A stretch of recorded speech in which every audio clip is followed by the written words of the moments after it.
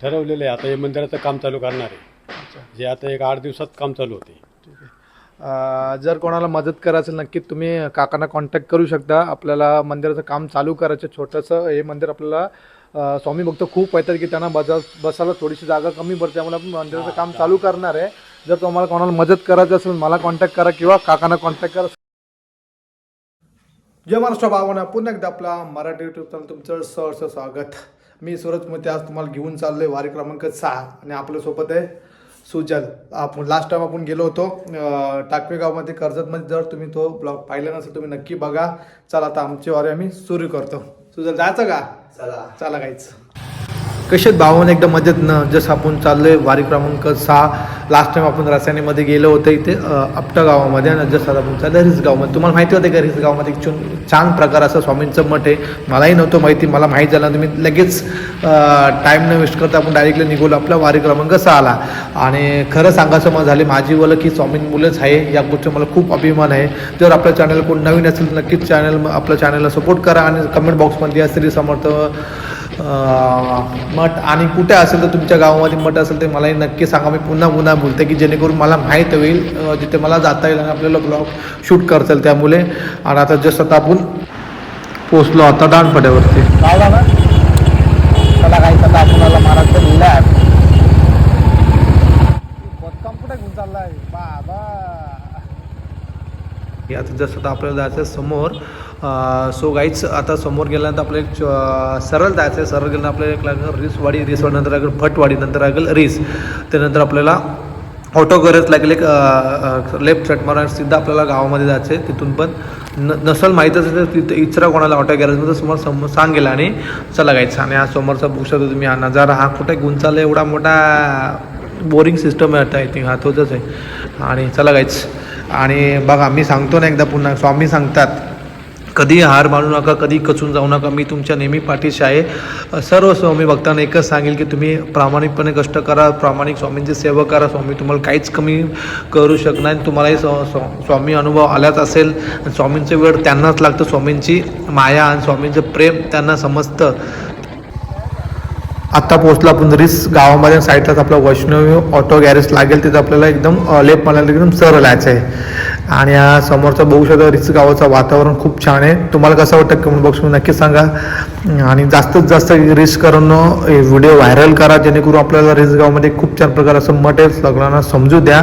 आणि आतुरता लागली की मी कधी पोचतोय स्वामींच्या मठामध्ये असं झालंय. आणि सोबतीला नाही कोणी, सोबतीला माझे स्वामी, उन्हामध्ये सावले स्वामी, दुःखामध्ये सुख हे स्वामी.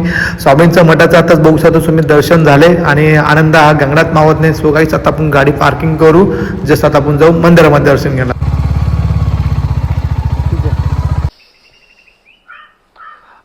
सो गाईज जसं आता फायनली आपण आपल्या लोकेशनवरती पोहोचले. आता माझ्यासोबत आपलं कनेक्ट झाला माहीर, आपला छोटा भाऊ. बघू शकता एकदम छान प्रकारे एकदम छोटंसं रिच गावामध्ये आपला श्री स्वामी समर्थ मठ आहे. तर आतमध्ये पूर्ण शांतता, आजूबाजूला कोण दिसत नाही आपल्याला. आपण जाऊन आता स्वामींचं दर्शन घेऊ. आणि एकच सांगेन सर्व श्री स्वामी भक्तांना की आपल्या रासायनीमध्ये 2 मठ आहेत. एक आपला आपट्या गावामध्ये आहे आणि एक आपला दुसरामध्ये आपल्या रिसमध्ये. तर तुम्ही नक्की या रिसमध्ये या, तुम्ही नक्की या आपल्याला दर्शनासाठी. जो आजूबाजूच्या लोकांना भरपूर जणांना माहीत नाही, मलाही नव्हतं माहिती. माझं रोजचं येणं जाणं आहे आपल्या ह्या रोडला जॉबला जाताना.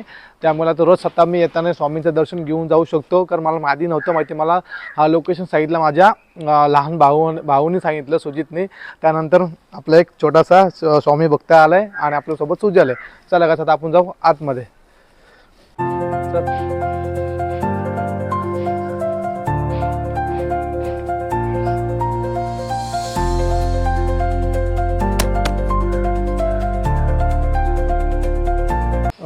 सोगत जसं आता आपण मंदिरमध्ये एंट्री केली एकदम खूप छान असं वातावरण बघू शकता तुम्ही. आणि आजूबाजूला काम चालेल, थोडा येऊ शकता. आणि स्वामींची तुम्ही मूर्ती बघू शकता. आणि इथं छोटंसं गणरायाचं मंदिर आहे, तुम्ही बघू शकता इकडे.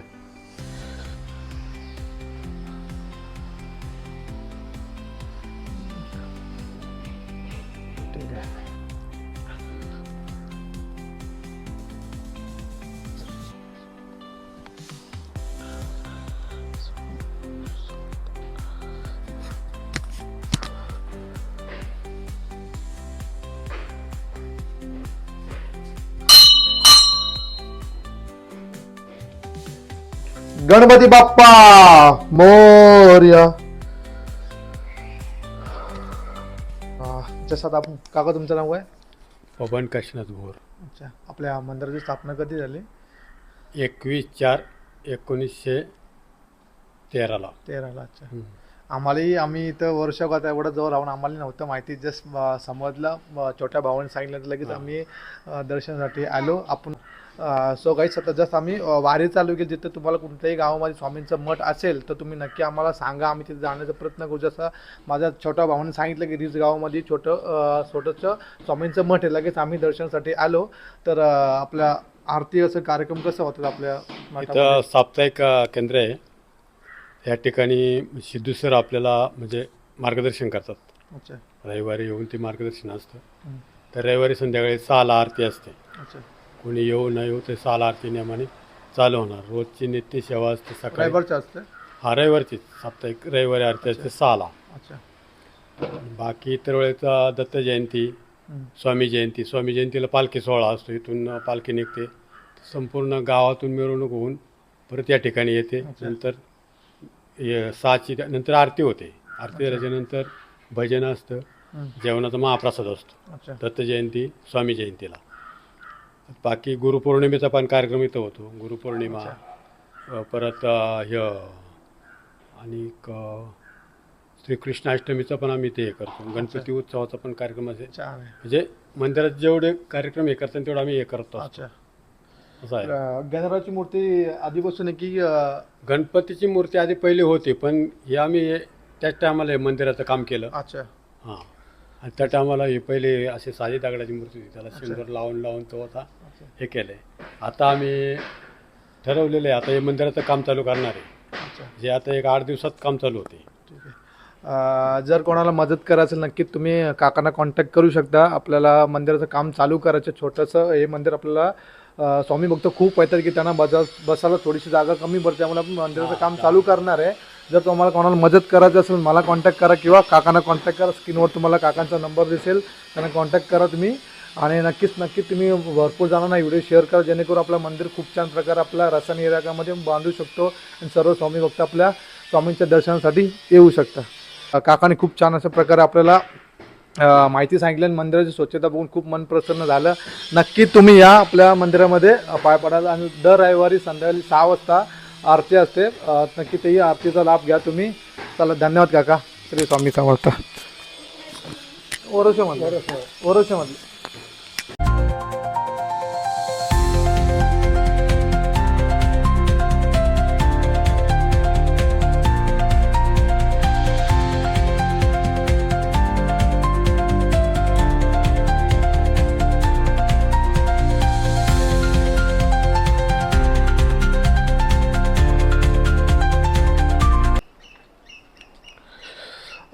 सो गाईज, आत्ताच बाहेर आलो. मंदिराचं दर्शन करून खूप छान अशा प्रकारे मन प्रसन्न झालं. येऊन स्वच्छता खूप छान आहे. मंदिराची स्थापना झाली आपल्या 21/4/2013 आणि जस्ट या मंदिराचं आपल्याला पुन्हा मंदिराचं बांधकाम करायचं. साईडला बघू शकतो तुम्ही, आपल्याला क्लिअरचं काम करायचं आपल्याला. आणि आतनं थोडंसं काम करायचं. जर कोणाला मदत करायचं असेल नक्कीच समोर तुम्हाला नंबर दिसते किंवा मला इंस्टा आयडियाला तुम्ही कॉन्टॅक्ट करा किंवा समोर तुम्हाला नंबर दिसत नक्कीच त्या काकांना फोन करा तुम्ही आणि आपल्या मंदिरासाठी थोडीशी मदत करा. आपल्या रिस गावामध्ये एक छोटेसं श्री स्वामी समर्थाचं मठ आहे. नक्की तुम्ही मदत करा. आणि आजचा ब्लॉग मी इथेच थांबवतो. आणि नक्कीच जर तुम्हाला आजूबाजू कुठलं रायगड जिल्ह्यात किंवा आपल्या रसायन इलाक्यामध्ये किंवा पनवेलमध्ये कुठं मठ असेल तर तुम्ही नक्की तिथे आम्हाला कमेंट बॉक्समध्ये नक्कीच सांगा. आम्ही तिथे जाण्याचा प्रयत्न नक्की करू.